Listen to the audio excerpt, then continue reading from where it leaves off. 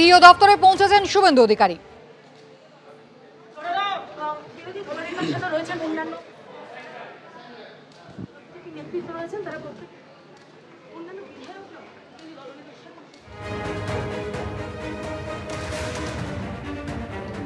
বিরোধী দলনেতা শুভেন্দু অধিকারী তিনি ইতিমধ্যেই সিইও দপ্তরে পৌঁছেছেন, আপনারা দেখতে পেয়েছেন। আর গতকাল থেকেই যে জল্পনা সামনে আসছে যে আগামী সপ্তাহ থেকেই কিন্তু পশ্চিমবঙ্গে এসআইআর প্রক্রিয়া শুরু হতে পারে।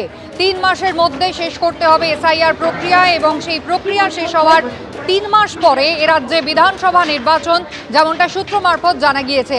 আর ইতিমধ্যেই সিইও দপ্তরে পৌঁছে গিয়েছেন বিরোধী দলনেতা শুভেন্দু অধিকারী। এক্স হ্যান্ডেলে তিনি ইতিমধ্যেই পোস্ট করেছেন, অভিযোগ করেছেন যে ইআরও নিয়োগ যথাযথভাবে হচ্ছে না। নির্বাচন কমিশনের গাইডলাইন মেনে ইআরও নিয়োগ করা হচ্ছে না। 226 জনকে এমনভাবে ইআরও নিয়োগ করা হয়েছে যারা WBCS অফিসার নন, বরং যারা জুনিয়র অফিসার। নিয়ম মানা হচ্ছে না বলে নির্বাচন কমিশন যেন ব্যবস্থা নেয়। ইতিমধ্যেই শুভেন্দু অধিকারী সেই আর্জি জানিয়েছেন সোশ্যাল মিডিয়ায়। আর ইতিমধ্যে তিনি পৌঁছে গিয়েছেন নিজে সিইও দপ্তরে।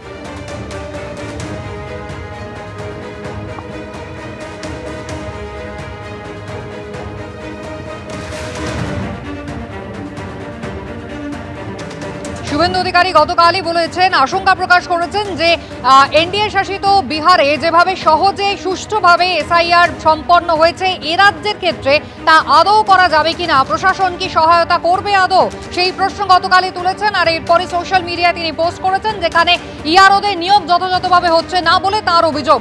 আমাদের প্রতিনিধি রুমা পাল রয়েছেন আমাদের সঙ্গে। রুমা, সিইও দপ্তরে ইতিমধ্যেই শুভেন্দু অধিকারী তিনি পৌঁছেছেন, কি কারণে? দেখো, প্রথমে জানিয়ে রাখি, কিন্তু পরপর কালকে তিনি টুইট করেছেন এবং সেক্ষেত্রে আজকে দেখা যাচ্ছে যে শুভেন্দু অধিকারী এবং অন্যান্যরা যারা এসছেন তারা কিন্তু একদম, সব থেকে বড় কথা, তারা কিন্তু সিঁড়ি মানে লিস্টে, অন্য সময় লিস্টে আসছে, একদম সিঁড়ি দিয়ে তারা কিন্তু প্ল্যাকার্ড হাতে এসছেন একদম সিইও দপ্তরে। এবং তাদের একটাই মাত্র বক্তব্য, যেভাবে মুখ্যমন্ত্রী যেভাবে সিইও দপ্তরকে যেভাবে তিনি এক হাত নিয়েছেন, ইশারা করেছেন, সেক্ষেত্রে কিন্তু তার সেই অভিযোগ কিন্তু তারা জানাতে এসছে। এবং তার সঙ্গে সঙ্গে এটাও ঠিক যে তারা বলতে চেয়েছেন যেভাবে কিন্তু নির্বাচন কমিশনকে নিশানা করা হচ্ছে, সেই নির্বাচন কমিশন এমনকি সিইও দপ্তরকে নিশানা করা হচ্ছে, তার প্রতিবাদে কিন্তু তারা এসছেন।